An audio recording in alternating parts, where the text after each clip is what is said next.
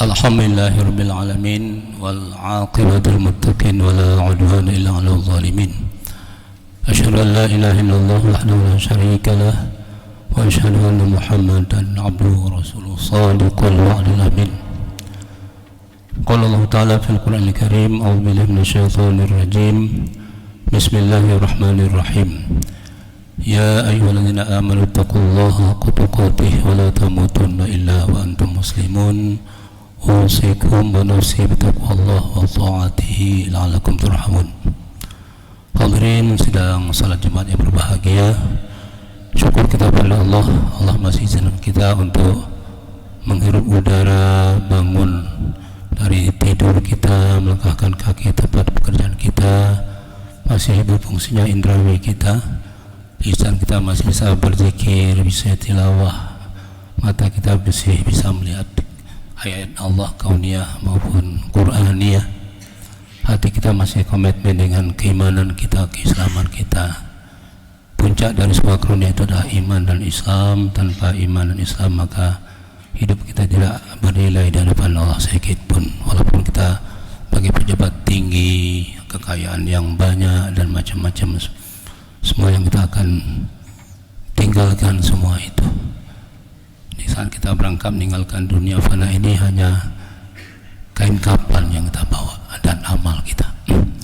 Salawat dan salam tertuju pada baginda Rasulullah Muhammad sallallahu alaihi wasallam sebagai insan terbaik sepanjang sejarah umat manusia. Tiap detik kehidupannya penuh kebaikan, mengajak umat manusia agar menuju surganya Allah dengan konsep hidup Al-Quranul Karim dan As-Sunnah. Sepanjang hidup beliau, kita malu dengan kondisi kita yang luar biasa hari ini. Dakwah kita masih terbatas. Rasul dengan kondisi yang sangat luar biasa, berjuang untuk kita, untuk umat manusia, menegakkan keadilan, menegakkan kebenaran di muka bumi ini. Itu juga para sahabat, keluarga dan seterusnya. InsyaAllah kita semua akan mendapat syafaat Rasulullah di kemudian hari kelak. Amin ya rabbal alamin. Jemaah rahmatullah, sekuat hati berwasiat pada diri saya juga mengajak hadirin, marilah pulsa kehidupan kita yang semakin hari terus berkurang ini kita optimalkan untuk melaksanakan perintah Allah, imtisalu awamirillah. Karena itulah yang akan menjadi bekal kita, ketakwaan kita, komitmen kita, ibadah kita dan seterusnya. Mobil, rumah, anak semua kita tinggal. Yang mendampingi kita nanti alam barzah adalah amal kita sampai nanti di saat kita diperhitungkan oleh Allah. Subhanallah. Pada hari ini kita coba mengangkat satu tema, nasihat Luqman kepada anaknya, ya. Dalam kitab Nasihatul Ibad Syahabuddin Ahmad Ibnu Hajar, ya, Al-Asqalani mengungkapkan bagaimana wasiat dia kepada anaknya untuk menjadi cemeti kita untuk menggunakan kesempatan hidup ini dengan baik. Ya bunayya innan nasa salah satu aslasin, sulusulillahi wa sulusul nafsihi wa sulusul dud. Fa amma lillahi farahu fa huwa raji'un ila Allah ta'ala, wa amma huwa li nafsihi fa amalahu fa huwa raji'un li nafsihi bin naf'i wal idrar. Wa amma ma huwa lidud fajismuhu fa huwa ma'kulun lidud. Luqman ini seorang sahabat, seorang ulama, seorang alim yang soleh. Dia bukan nabi, tapi dalam Al-Quran ada tercantum surah Luqman, surah ke-31. Dia hamba Allah yang soleh. Dia punya anak Taran, ya. Dia mengungkapkan bahwa pada diri manusia itu ada 3 bagian, ya. Ya, pertama untuk Allah, untuk diri manusia itu sendiri, dan untuk belatung yang sudah siap di alam barzah itu nanti. Sepertiga pertama yang ada pada diri manusia itu milik Allah, roh. Roh ini sejak ditiupkan di alam rahim ibu kita sampai kita nanti meninggalkan dunia ini, itu roh masih berfungsi. Kalau tidak berfungsi berarti kita sudah menjadi jasad, yang artinya sudah mayat kita, bukan bagi manusia utuh lagi. dia akan kembali kepada pemiliknya, Allah Subhanahu wa taala. Ketika dicabut oleh Israel, semua kita akan sudah ada daftarnya. Entah kapan khatib, maka apakah masih bisa hidup hari ini atau tidak, sudah ada jatah kita masing-masing. Termasuk Ismail Hanani, ya luar biasa. Dia hafiz, syahid, luar biasa. Nilainya luar biasa. Kita malu.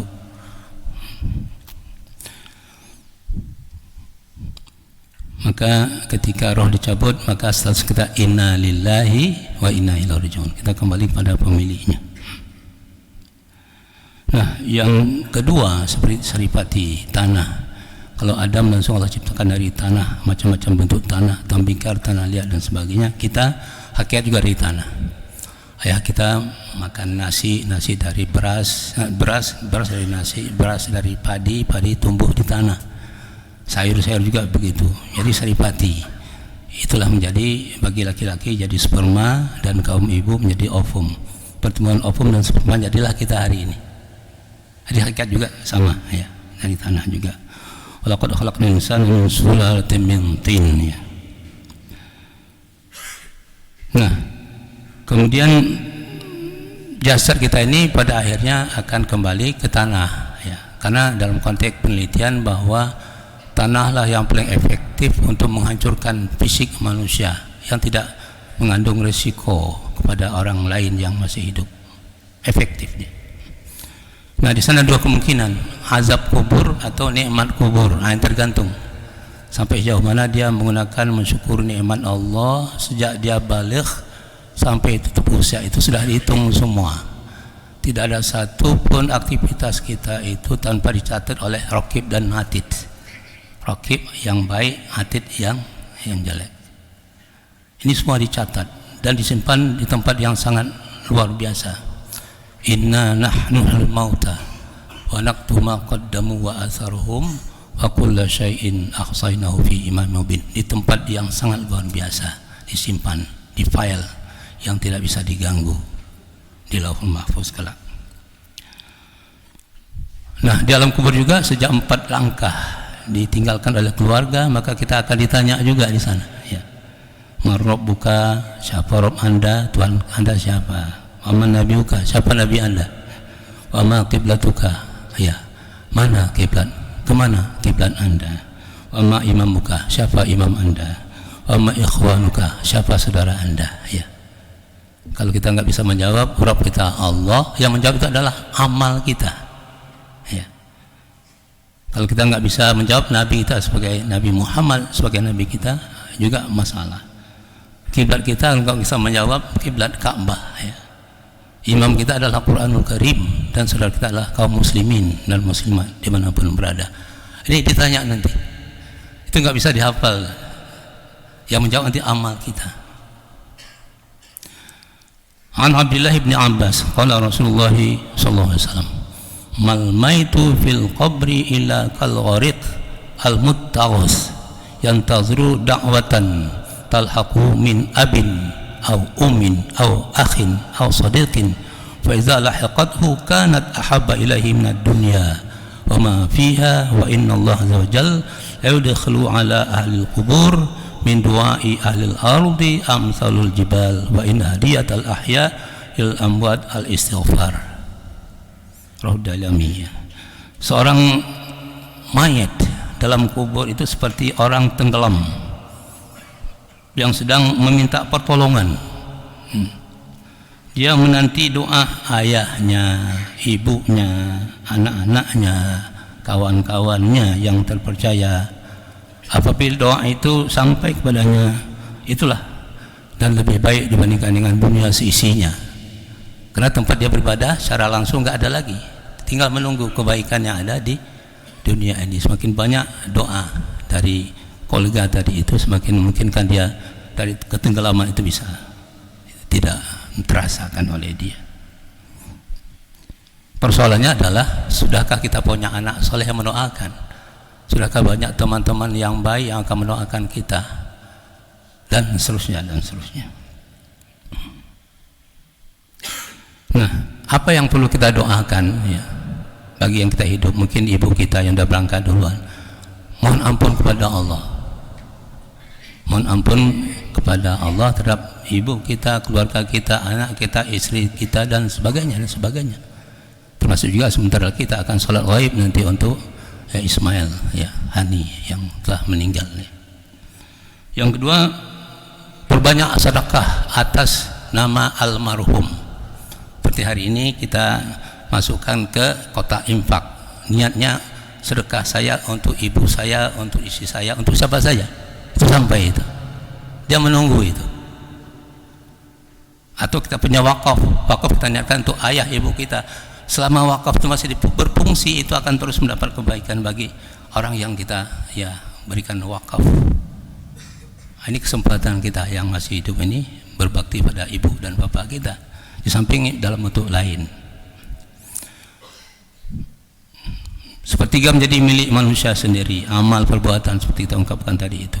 In ahsantum ahsantum li anfusikum wa in asatum falaha. Jika amal baik itu kembali kepada kita, dan sebaliknya, dan semua dicatat, enggak ada satupun yang tercecer dalam catatan. Nah, catatan itu nanti diambil dua kemungkinan, dari sebelah kanan atau sebelah kiri,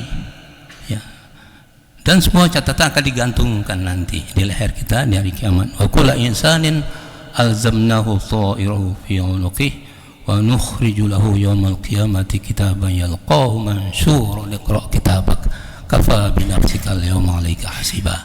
Maka orang yang tidak beriman itu perangah, catatan apa ini gerangan, enggak ada satupun yang tercecer. Kalau kita mungkin hari ini mencatat, besok lupa lagi.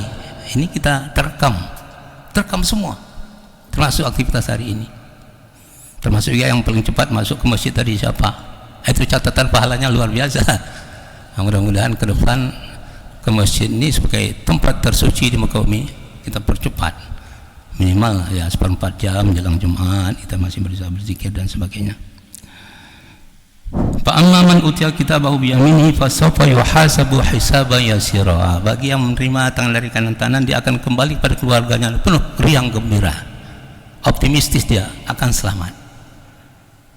Dan sebaliknya, wa amman utiya kitabahu wara'a dhahri fa sawfa yad'u subura wa yasla sa'ira. Berteriak dia, celaka saya. Nah, ternyata merugi, kerugian itu tidak bisa terulang lagi, habis. Kesempatan hidup hanya sekali, kesempatan untuk beramal langsung juga hanya sekali. Lalu ditimbang kitab amal kita. Fa amma man thaqulat mawazinu fa huwa fi 'aisyatir radiyah.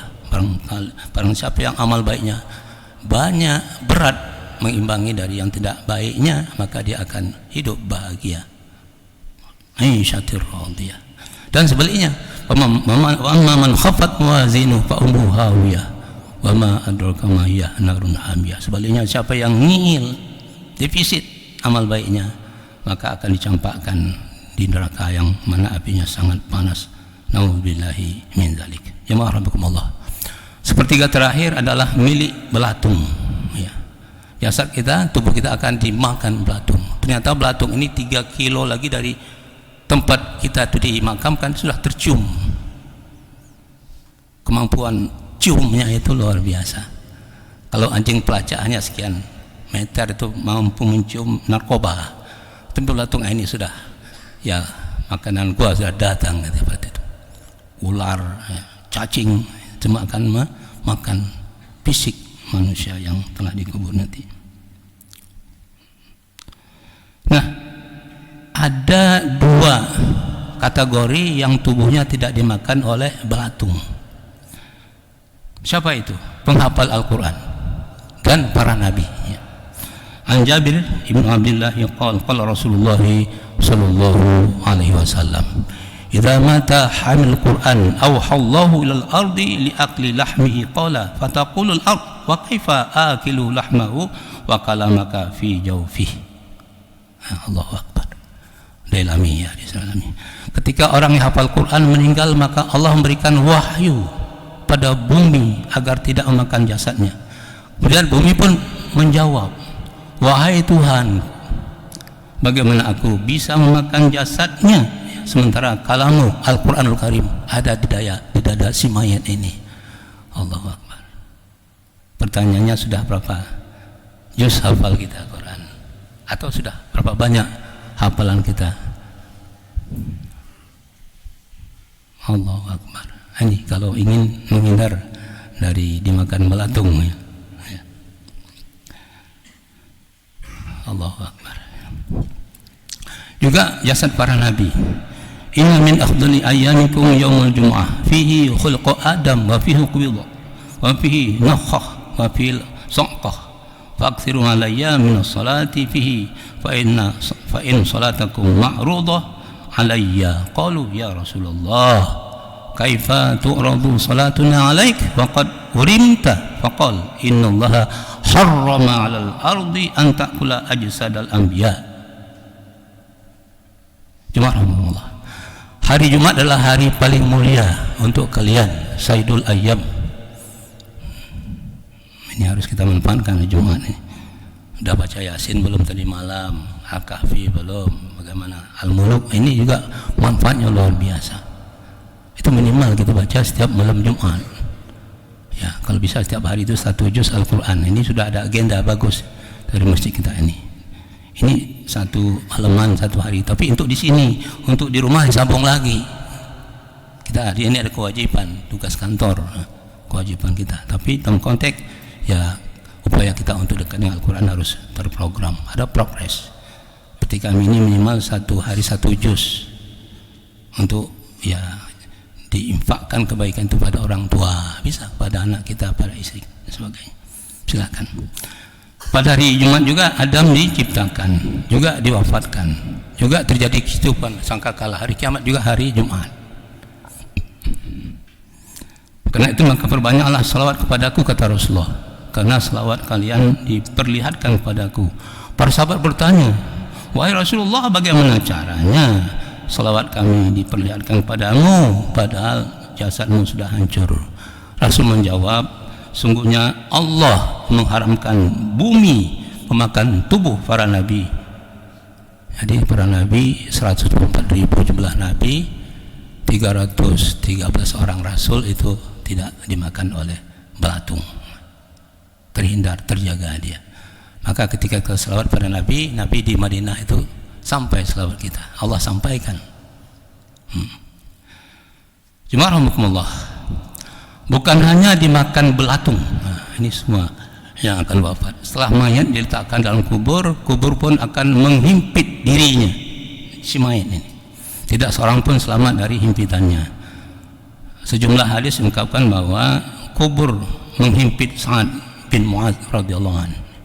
Padahal kematiannya membuat aras bergerak, pintu-pintu langit terbuka, dan 70.000 malaikat menyaksikannya. Dan dalam sunnah An-Nasai diriwayatkan dari Ibnu Umar bahwa Rasulullah sallallahu alaihi wasallam bersabda, hadzal ladzi taharaka lahu al-arsyu wa futihat lahu abwabus sama wa syahidahu sab'una alfan minal malaikah laqad lumma san'atan summa fuzran namahu, ya. Sungguh ya dihimpit ya sangat tadi itu dijepit, tapi sementara. Ini hanya sistem Allah. Kemudian lepas lagi, karena dia adalah manusia yang baik, hamba Allah yang baik. Bagi mereka yang punya prestasi kebaikan, ini repotnya. Cuma alhamdulillah, ini mudah-mudahan saja pesan dari Luqman ini kepada anaknya menjadi cemeti kita semua untuk membenah diri kemarin, bikin progres yang jelas untuk masa depan kita. Kalau kita nggak bisa hafal, anak kita diharapkan bisa hafal Quran. Ada progres anak kita, karena anak ini dalam konteks hadis nanti bisa memberi mahkota kepada sang ayah sang ibu.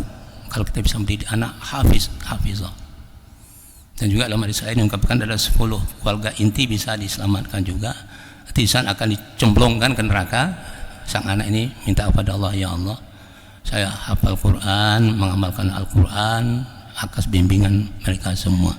Tolong selamatkan keluarga inti saya. Mudah-mudahan Allah SWT memberi kekuatan lahir batin pada kita untuk menatap masa depan dan menggunakan semua potensi kita, umur dan sebagainya untuk semakin baik, semakin baik, semakin baik. Barakallahu li wa lakum fil Qur'anil azim wa nafa'ani wa iyyakum bima fihi min ayati wa dzikril hakim wa taqabbal minni minkum tilawatahu innahu huwas samiul alim.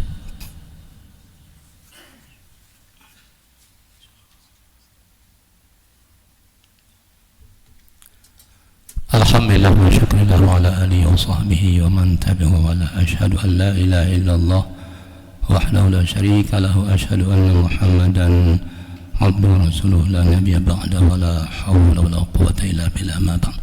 Qala Allah ta'ala fil Qur'anil Karim a'udzu billahi minasy syaithanir rajim.